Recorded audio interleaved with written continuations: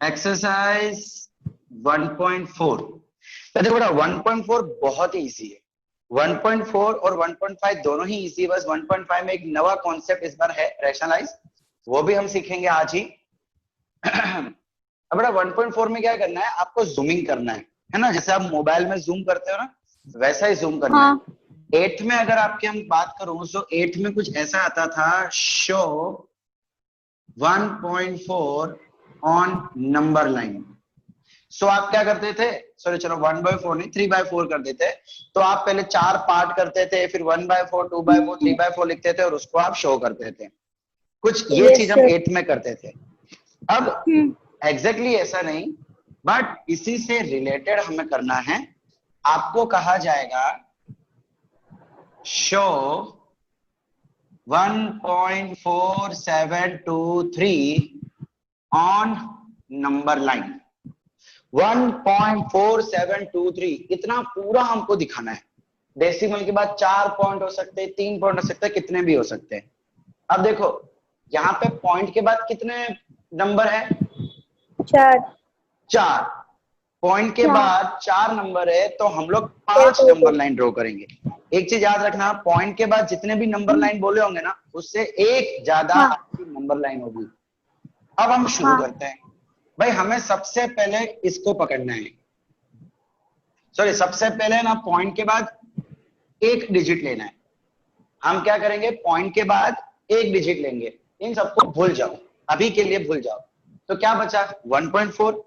अब ये चेक करो कि भाई 1.4 किसके बीच में आता है, चले बताइए मुझे 1.4 किस किस के बीच में आएगा।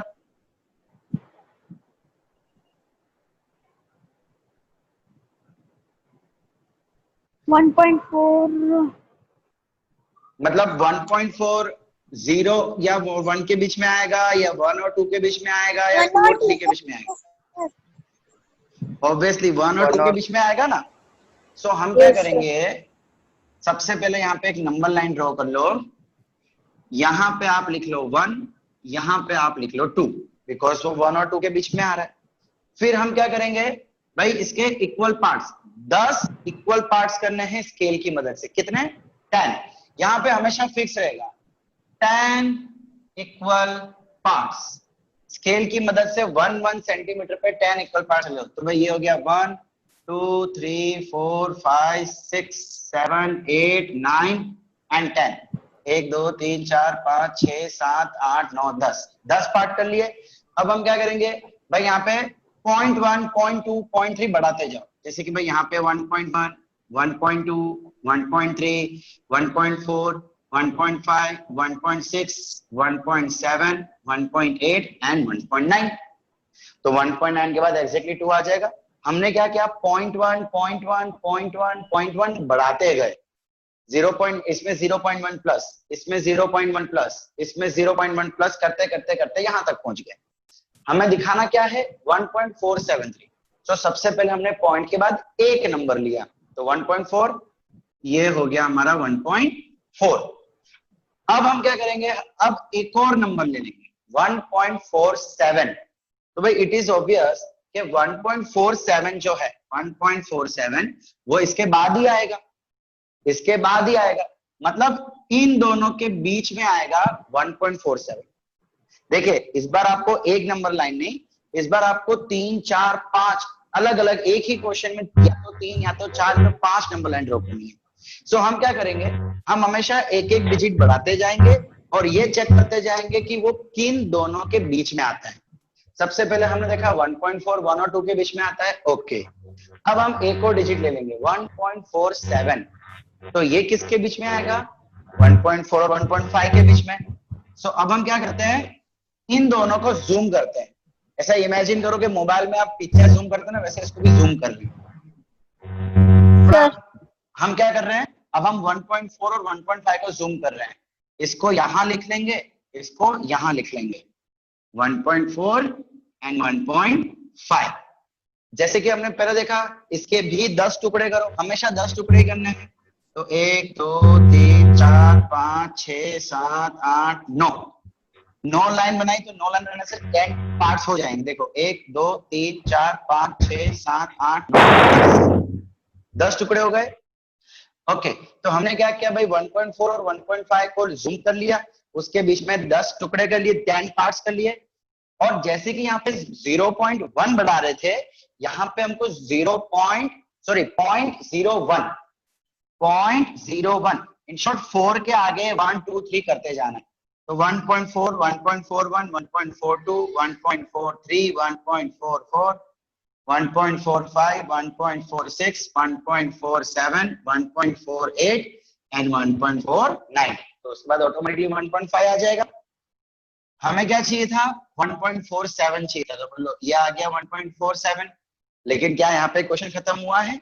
नहीं, हमें तो और आगे जाना है, 7 के बाद और चाहिए 2। तो सीधी सी बात है, 7 के बाद 2 है, मतलब इन दोनों के बीच में आएगा। फिर से जूम करो इसको, तो ये 1.47 को यहां लिख लेंगे एंड 1.48 को यहां लिख लेंगे। 1.47 इधर, 1.48 इधर। अब वापस 7 का आगे 1 2 3, पहले यहाँ पे 1 था तो अकेला 1 था तो 1.1 1.2, यहाँ पे 1.4 था तो 1.4 के आगे 1 2 3, यहाँ पे 1.47 है तो 1.471 1.472 1.473, ऐसे करते करते हम आगे बढ़ेंगे। 1.474 1.475। एक चीज याद रखना बच्चा लोग कि स्केल ये 1 सेंटीमीटर ही होनी चाहिए। मैं स्केल नहीं है तो मैं तो आपको रफली ले रहा हूँ, लेकिन जब आप बुक में ड्रॉ करोगे तो कंपलसरी है 1 सेंटीमीटर ही होना चाहिए, वरना रॉन्ग हो जाएगा। 1.45 1.476 1.477 1.478 एंड 1.479। हमें क्या चाहिए था, 1.472 चाहिए था। सो ये आ गया। क्या अभी भी क्वेश्चन खत्म हुआ है? नहीं, अभी 3 बाकी है। सो कोई बात नहीं, 2 3, तो 2 के बाद ही 3 आएगा, मतलब इसके बीच में। तो इन दोनों को फिर से जूम कर डालो भाई, यहां पे लिख लेंगे हम लोग 1.472 और यहां पे हम लिख लेंगे 1.473। अब इन दोनों के बीच में 10 टुकड़े कर दो, 1 2 3 4 5 6 7 8 9। ठीक है, मैं देखो मेरा अनइवन जा रहा है, पर आपको ये चीज नहीं होनी चाहिए। फिर इसके बाद 2 के बाद 1 2 3 4 लिखना चालू कर दो। 1.4721 1.4722 1.4723 1.4724 1.4725 1.4726, ऐसे करते करते हमेशा आगे बढ़ते रहो। 1.427 सॉरी 728 1.4729 एंड खत्म। हमको क्या चाहिए, 2 3 चाहिए। तो लो भाई, यह आ गया मेरा फाइनल आंसर, फिनिश। तो हम क्या कर रहे हैं, हमेशा एक एक पॉइंट आगे लेते जा रहे हैं और उसको जूम करते जा रहे हैं, बस ये हमको चाहिए। ओके, जिनके बीच में आता होगा ना, उन दोनों को हमें हमेशा जूम करना है, उन दोनों को ही। ठीक है, अब कई बार बच्चे सोचते कि सर आपने ये क्या किया है। देखो बेटा, अगर मैं ये सारे नंबर को नीचे लिखूंगा तो बहुत खिचड़ी पक जाएगी, और आपके नोटबुक में भी ऐसा ही होगा। 1 सेंटीमीटर के बीच में अगर आप इतना नंबर लिखो ना, तो सब खिचड़ी पक जाएगी, बहुत गंदा दिखेगा। तो गंदा ना दिखे इसलिए मैंने एक नंबर को नीचे लिखा तो एक नंबर को ऊपर लिखा, सिर्फ क्लीनलीनेस बना ले। आप भी एग्जाम में ऐसा ही करेंगे, ठीक है? ये कोई मेथड नहीं है, जस्ट साफ सफाई स्वच्छता अभियान चलाने के लिए ये चीज की जा रही है। तो भाई देखिए, जो चेल्सी ने क्वेश्चन पूछा, भाई मान लो कि आपको दिया हुआ है 1.76 बार, तो इसका मतलब हम देख चुके हैं कि भाई 1.76 76 76 76 ब्ला ब्ला ब्ला ब्ला। भाई अगर सच में ये क्वेश्चन आ जाए तो आप कहां तक बनाओगे, तो खत्म ही नहीं होगा। बिकॉज ये खत्म नहीं हो रहा तो ये भी खत्म नहीं होगा, तो आप 100 200 सप्लीमेंट्री भरते रहोगे फिर भी बात नहीं बनेगी। इसीलिए उस समय क्वेश्चन में लिखा होगा draw 1.76 on number line for या अप टू 4 डेसिमल पॉइंट्स। भाई इसका मतलब आपको ये ड्रॉ करना है, लेकिन डेसिमल 4, डेसिमल मतलब पॉइंट, पॉइंट के बाद 4 ही डिजिट लेने, मतलब ये 1.76 पॉइंट के बाद 4 नंबर, तो पॉइंट के बाद 4 नंबर तो यही होगा बस। तो इसको ड्रॉ कर दो, पहले 1 और 2 करो, फिर 1.7, फिर 1.76, फिर 1.767 एंड देन लास्ट। चले बच्चा, तो देखो 1.4 इतना ही है। 1.4 में आपको बड़ा सिर्फ 2 ही क्वेश्चन है और दोनों इसी टाइप से करने हैं, कुछ भी अलग नहीं है, सेम टू सेम यही प्रोसेस है। चलिए 1.5 की तरफ बढ़ते हैं, लेकिन 1.5 की तरफ बढ़ने के से पहले हमें कुछ बेसिक थियरी देखनी है। बच्चा लोग, अब जो मैं बताने जा रहा हूं उसको कान खोल के, नाक खोल के, आंख खोल के, जितना खोलना है खोल लो, सब खोल के सुनना है, ठीक है भाई। अब हम बात करने वाले हैं रूट्स के बारे में, स्क्वायर रूट्स के बारे में। भाई देखो, लास्ट ईयर 8th में आपने ये सीखा था कि कैसे किसी नंबर का स्क्वायर निकालते हैं, स्क्वायर रूट निकालते हैं। स्क्वायर रूट के मदद से हमने कई अलग अलग चीजें भी 8th में सीखी थी, लेकिन कुछ चीजें हमने नहीं सीखी थी, वो है कि कैसे स्क्वायर रूट्स का प्लस माइनस किया जाता है और कैसे उसका मल्टीप्लिकेशन या डिवीजन किया जाता है। देखिए, एडिशन एंड सब्ट्रैक्शन के लिए रूल्स सेम है, मल्टीप्लिकेशन एंड डिवीजन के लिए रूल्स सेम है, लेकिन एडिशन वाले रूल मल्टीप्लिकेशन को जचते नहीं है।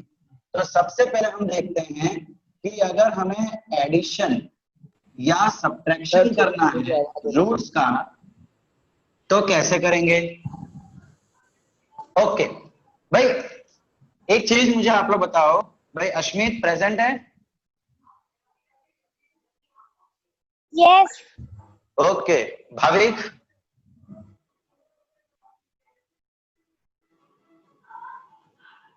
भाविक है भाई?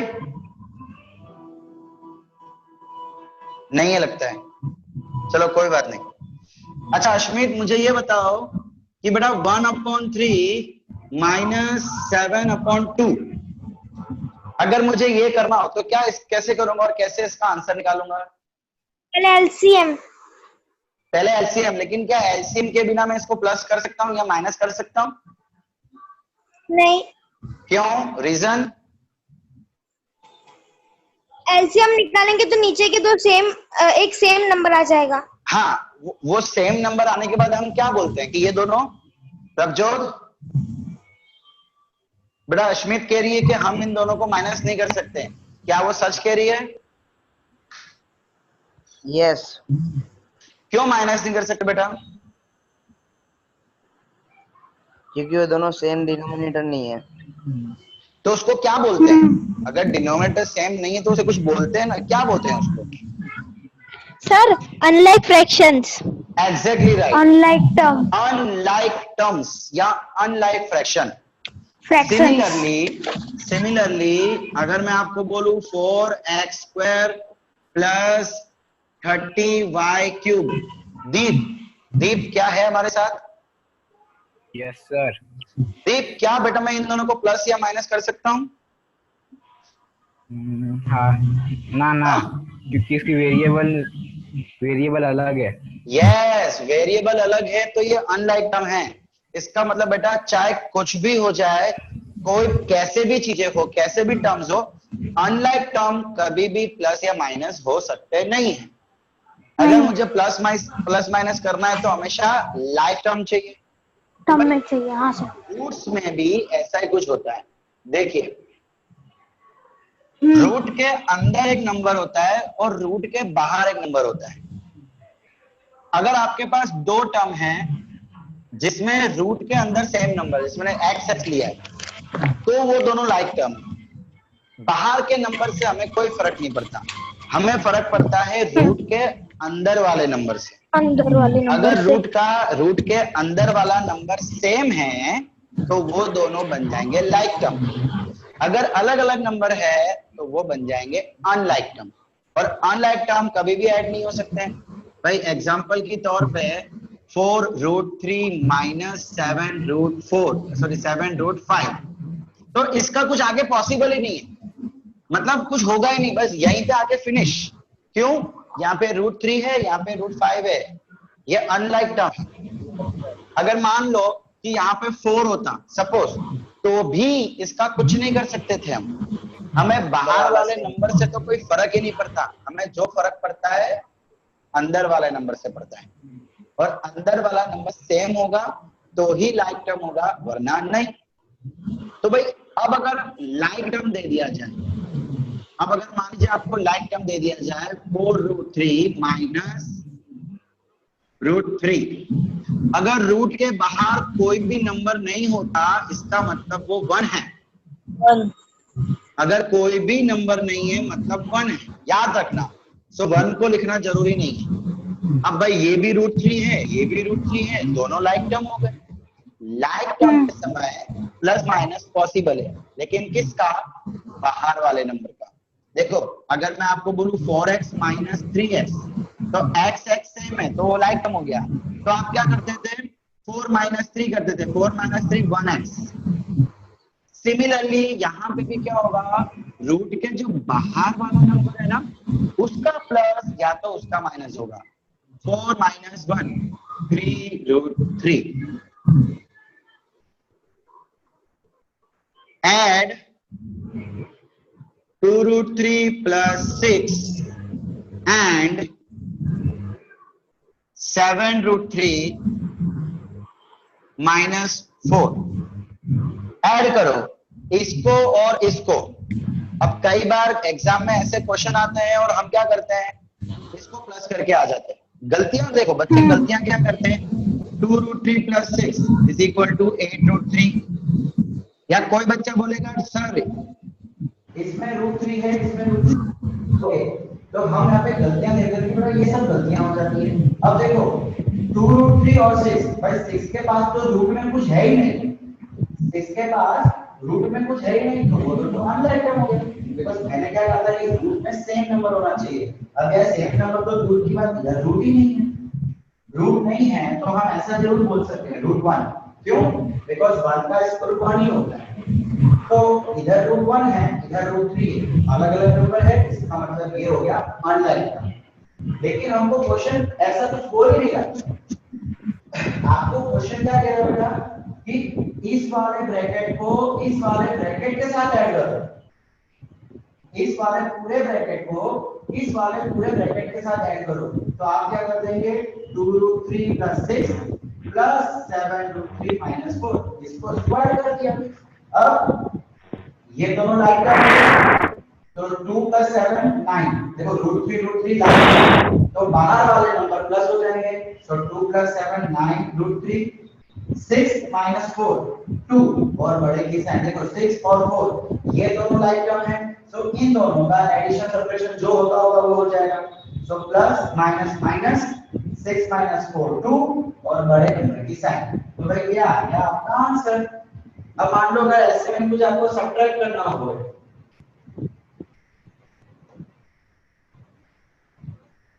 Subtract 7√5 minus 4√2 from 6√5 plus √2। भाई आपको कहा जा रहा है कि इसको इसमें से माइनस करो फ्रॉम। हम बचपन में बहुत करते थे सब्ट्रैक्ट वाले क्वेश्चन, तो हम फ्रॉम वाले बाद को पहले लिखते थे 6/5 plus √2, और फ्रॉम से जो पहले आता है उसको बाद में लिखते थे। लेकिन अब की बार आपको एक चीज ध्यान रखनी पड़ेगी, बेटा आपको सब्ट्रैक्ट हो रहा है माइनस। जब आप माइनस करो तो एक गिठार मान लो एक चीज को कि माइनस करने के बाद आप जिसको रखा हो ना सबसे पहले उसको ब्रैकेट में लिखोगे 9 10 11 12 सभी क्लास में। क्यों? बिकॉज माइनस के कारण इसकी साइन चेंज हो जाने वाली है। तो 6√5 plus √2 minus 7√5 plus 4√2। देखो ये पहले प्लस था तो माइनस हो गया, ये पहले माइनस था तो प्लस हो गया। इस वाले माइनस के कारण इन दोनों की साइन चेंज हो जाएगी। लेकिन हम क्या करते हैं बेटा, एग्जाम में जल्दी जल्दी में साइन चेंज करना भूल जाते हैं। एक बार इसको तो फिर भी माइनस में लिख लेंगे, लेकिन इसकी साइन चेंज करना भूल जाएंगे। सो आई रिक्वेस्ट यू कि आप हमेशा ये प्रैक्टिस रखो कि जब ऐसे कोई क्वेश्चन आवे माइनस करने वाले तो माइनस लगा के पहले उसको ब्रैकेट रखो, उसके अगले स्टेप में ब्रैकेट ओपन करो। ज्यादा से ज्यादा 1 सेकंड जाएगा, 2 सेकंड जाएगा, लेकिन कम से कम रॉन्ग तो नहीं होगा। तो भाई 6√5 माइनस 7√5, देखो ये दोनों लाइक टर्म, ये दोनों लाइक टर्म।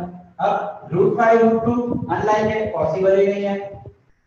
अगेन √5 √2 पॉसिबल नहीं है। तो √5 और ये √5 इसको कर लेते हैं। 6 माइनस 7 माइनस 1 √5, और भाई 1 लिखने की जरूरत नहीं होती है, 1 लिखने की जरूरत नहीं, इसलिए माइनस √5।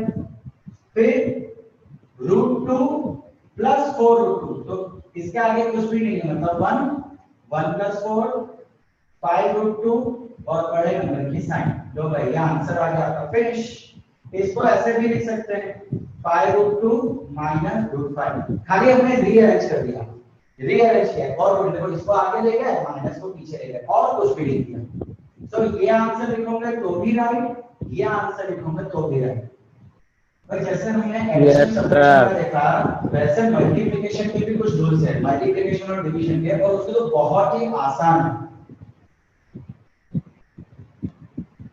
मल्टीप्लिकेशन एंड डिवीजन, भाई प्लस माइनस करते समय हमें लाइक अनलाइक देखना पड़ता है, लेकिन मल्टीप्लिकेशन एंड डिवीजन के समय कोई टेंशन ही नहीं है, कोई लाइक अनलाइक जैसा रूल देखने की जरूरत नहीं है। देखो एक पहले का हम देखते हैं, भाई हम 4x into 3x², अगर कभी ये क्वेश्चन आता था तो हम क्या करते थे, 4 3 12, इसके पावर में 1, इसके पावर में 2, तो आंसर में 1 + 2 3 कर देते थे। 1/2 into 3/7, ऐसा कोई क्वेश्चन था जहां पे ये अनलाइक टर्म है, तो हम ऊपर ऊपर का मल्टीप्लाई और नीचे नीचे का मल्टीप्लाई करते थे, तो 3/50 लिखते थे। इन शॉर्ट, चाहे नंबर कैसे भी हो, मल्टीप्लिकेशन और डिवीजन के समय हमें लाइक अनलाइक की टेंशन ही नहीं होती है, चाहे कोई भी जैसे भी मैथ्स के नंबर हो। सेम केस इधर भी होने वाला है बेटा। सपोज करो कि मैं उसी को मल्टीप्लाई करता हूं, 7√5 into 4√2, सपोज अभी मैं इसको मल्टीप्लाई करता हूं, तो भाई यहाँ पे लाइक अनलाइक देखने की जरूरी नहीं है, बाहर बाहर को मल्टीप्लाई करो, अंदर अंदर को मल्टीप्लाई करो। 7 4 28, रूट के अंदर 5 2 10, लो भाई फिनिश। बाहर बाहर का मल्टीप्लाई, अंदर अंदर का मल्टीप्लाई। फिर ऐसा कोई क्वेश्चन हो गए कि भाई 6√7 डिवाइडेड बाय 2√7, सबसे पहले क्या करो, डिवाइड आ गया ना, तो हमसे गलती ना हो जाए, इसीलिए उसको ऐसे लिख लो, 6√7 अपॉन 2√7, हमसे गलती ना हो इसीलिए। अब भाई एक और स्टेप कर लो, 6/2, बाहर वालों को अलग ले लो और रूट वालों को एक साथ ले लो। चलो एक काम करते हैं, मैं यहाँ पे 14 कर देता हूँ। तो क्या करो, पहले तो उसको ऊपर नीचे लिख लो, न्यूमरेटर डिनोमिनेटर, फिर बाहर वालों को अलग से ले लो और रूट वालों को अलग से ले लो। क्यों? बिकॉज़ हमें डिवीजन बाहर वालों का अलग से करना है, अंदर वालों का अलग से करना है। तो क्या देखो, इसको देख के ना कंफ्यूजन क्रिएट होता है, थोड़ी टेंशन क्रिएट होती है, तो हम उसको आसान कर देते हैं, हम उसको एक ही के अंदर ले लेते हैं। ये लिखो कि ये लिखो, मतलब एक ही होता है, लेकिन क्या ये लिखने से माइंड में रिलैक्स रहना, लोगों को अच्छा है, ये मत लिखना है। बस अब क्या करना है भाई, 2 3 सा और ये 7 2 सा, चलो आपका आंसर आ गया 3√2, फिनिश। बाहर बाहर का डिवाइड, अंदर अंदर का डिवाइड। अब मान लो कि इसी क्वेश्चन को मुझे मल्टीप्लाई करना है, जहां पे ये सब्ट्रैक्ट लिखा है ना, वहां पे मल्टीप्लाई कर देते हैं। Multiply 7√5 minus 4√2 into 6√5 plus √2। देखो इन दोनों ब्रैकेट के बीच में मैंने कोई भी साइन नहीं बनाई है, इसका मतलब ये दोनों मल्टीप्लाई हो रहा है। सो भाई स्टैंडर्ड 8 में चैप्टर नंबर 14 था, जिसमें ऐसे कुछ मल्टीप्लाई करते थे, a प्लस b और यहाँ पे c प्लस d। कोई टेंशन नहीं है, हम क्या करते थे, इसका मल्टीप्लाई इसके साथ, इसका मल्टीप्लाई इसके साथ। देखो कुछ ऐसा करते थे हम लोग, अगर आपको याद हो तो। भाई पहले a का मल्टीप्लाई पूरे ब्रैकेट के साथ, a c प्लस d, फिर ये प्लस b है तो प्लस b को प्लस b लिख दिया, और इसका मल्टीप्लाई पूरे ब्रैकेट के साथ। फिर उसके बाद हम क्या करते थे, एक बार इसका मल्टीप्लाई इसके साथ करते थे, एक बार इसके साथ। सिमिलरली ब्रैकेट के अंदर हर किसी का एक एक करके मल्टीप्लाई करते थे। सेम चीज आपको यही करना है। हम क्या करेंगे, 7√5 का मल्टीप्लाई इसके साथ और एक बार इसके साथ करेंगे। धीमे धीमे पढ़ेंगे, हमको कोई उतावल नहीं है, आराम से आगे बढ़ते हैं। तो देखो 7√5 into 6√5, 7√5 into 6√5। हमने क्या देखा, बाहर के मल्टीप्लाई, तो 7 6 42, √5 into √5। अब एक चीज याद रखना, अगर रूट के अंदर सेम नंबर आवे और वो मल्टीप्लाई हो रहे हो तो हमेशा रूट गायब हो जाता है और नंबर एक बार हो जाता है। इसको हम ऐसे भी लिख सकते हैं, देखो 2 into 2 को हम 2 स्क्वायर लिखते हैं, तो क्या मैं √3 into √3 को √3 का स्क्वायर लिख सकता हूं? अब एक और चीज, जो स्क्वायर रूट की जो सिंबल है ना, अगर मुझे इसको हटाना हो तो हम इसके पावर में 1/2 लिख सकते हैं।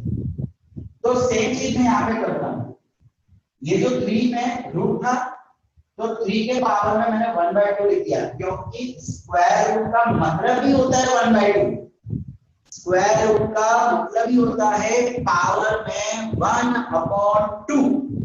इसीलिए मैंने क्या कर दिया, रूट हटा के उसके पावर में 1/2 कर दिया, और ये स्क्वायर तो था ही था, तो ये स्क्वायर कट हो गया।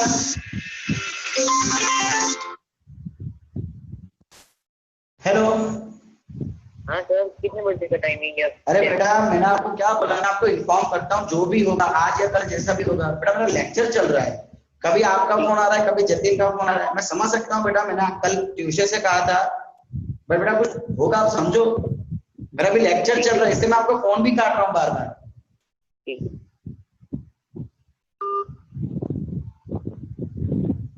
अच्छा सॉरी भाई। तो ये 2 कट गया, तो ये एग्जैक्टली 3 आ गया। इसीलिए हम क्या करेंगे, हमें ये इतनी लंबी प्रोसेस करने की कोई जरूरत नहीं है। इतना याद रखो कि जब भी रूट के अंदर अगर सेम नंबर आएगा तो रूट हटा दो। तो देखो √5 into √5, रूट गया और अकेला 5 आ गया, और ये 5 इसके साथ मल्टीप्लाई हो जाए। छोटी छोटी चीजें हैं लेकिन बहुत सारी है, तो आपको सबसे याद रखनी है। फिर ठीक है भाई, हमने इसका मल्टीप्लाई इसके साथ कर दिया, अब इसका मल्टीप्लाई इसके साथ कर लेते हैं। तो बाहर का मल्टीप्लाई, अंदर का मल्टीप्लाई, इसके बाहर क्या है 1, इसके बाहर क्या है 7, 7 बचा 7, इसके अंदर √5, इसके अंदर √2, √5 into 2 5 बचा 10, ये भी प्लस, ये भी प्लस, प्लस प्लस प्लस, बाहर का मल्टीप्लाई करो, अंदर का मल्टीप्लाई करो, और उसके बाद दोनों की साइन मल्टीप्लाई करो। वेरी इजी, इसका काम फिनिश। अब इसको इसके साथ मल्टीप्लाई करते हैं, सो 4 6 24, 2 into 5 10, और माइनस प्लस माइनस। फिर इस केस में √2 into √2, रूट के अंदर सेम नंबर तो रूट का है, तो ये आ जाएगा 2। फिर बाहर वाला का मल्टीप्लाई तो 4, इसके बाद कुछ भी नहीं तो 1, 4 1 जा 4, माइनस प्लस माइनस। पहले बाहर वाला का मल्टीप्लाई कर लो, फिर अंदर का मल्टीप्लाई कर लो। अगर अंदर का मल्टीप्लाई करते समय सेम नंबर हो तो रूट को हटा दो, बस।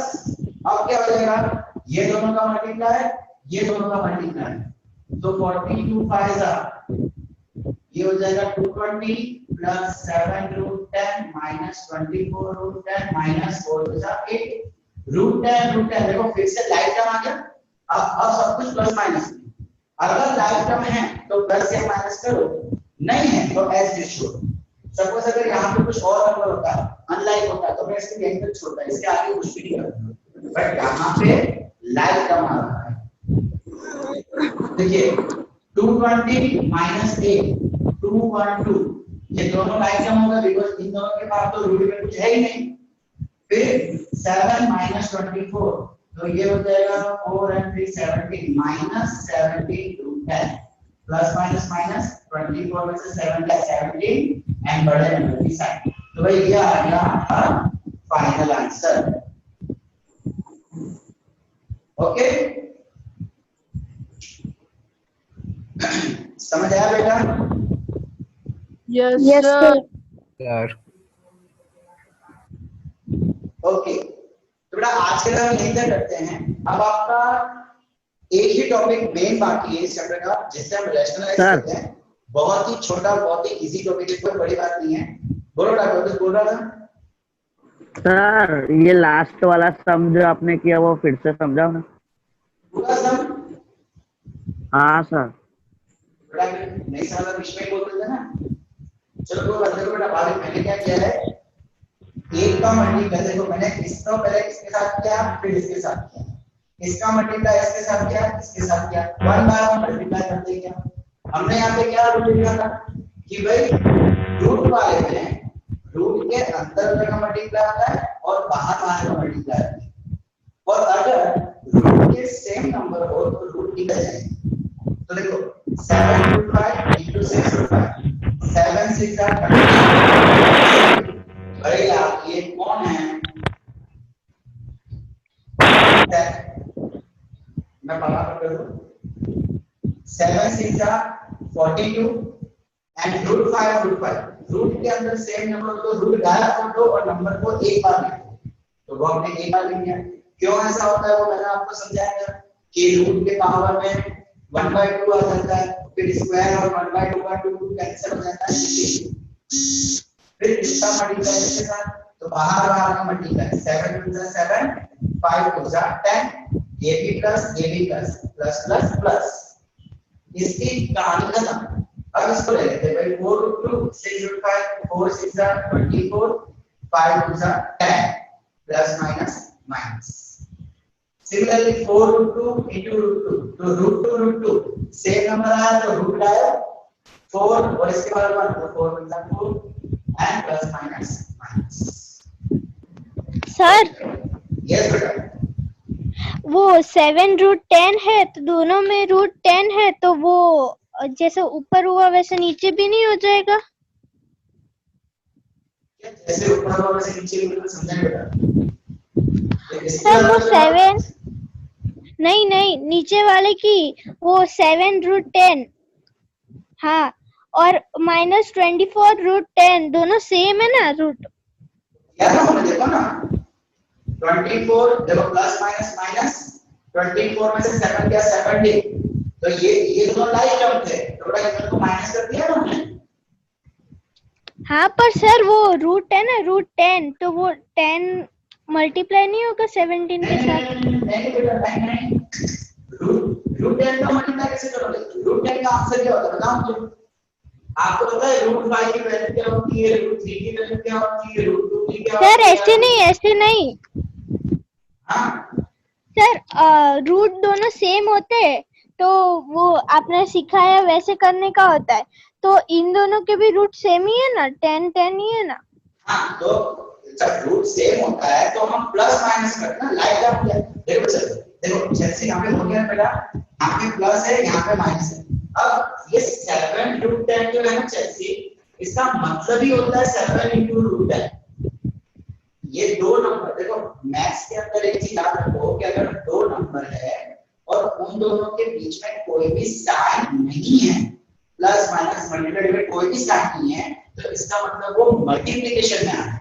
तो यहाँ पे 7 रूट 10 का मतलब ही होता है 7 × रूट 10। अब एक्चुअली यहाँ पे हो क्या रहा है चेल्सी यहाँ पे प्लस हो रहा है यहाँ पे माइनस हो रहा है तो यहाँ पे एक्चुअली हमारा जो मल्टीप्लिकेशन था ना वो यहाँ पे खत्म हो गया। फिर इसके बाद हमने सिर्फ इसको मल्टीप्लाई किया सो यहाँ तक मल्टीप्लिकेशन 100% कंप्लीट हो गया। अब बचा क्या कि अगर लाइक टर्म है तो प्लस माइनस जो हो सकता है करो, अगर अनलाइक टर्म है तो उसको एज इट इज छोड़ दो। तो यहाँ पे ये दोनों लाइक टर्म थे इसीलिए हमने उसको प्लस माइनस कर दिया। अब देखो 2/2 माइनस 70 रूट 10, इसके पास तो रूट है ही नहीं, इसका मतलब ये दोनों अनलाइक टर्म हो गया, और अनलाइक टर्म का प्लस माइनस कुछ भी नहीं हो सकता, मतलब ये हमारा आंसर है, इसके आगे हम लोग जा नहीं सकते। एक्चुअली देखने जाऊं प्रैक्टिकली रियली में तो जा सकते हैं, क्यों? बिकॉज रूट 10 की कुछ ना कुछ वैल्यू तो होती है, बट वो क्या वैल्यू होती है, कैसे निकालते हैं, वो अभी आपके सिलेबस में नहीं है। आपका आंसर यही तक रखना है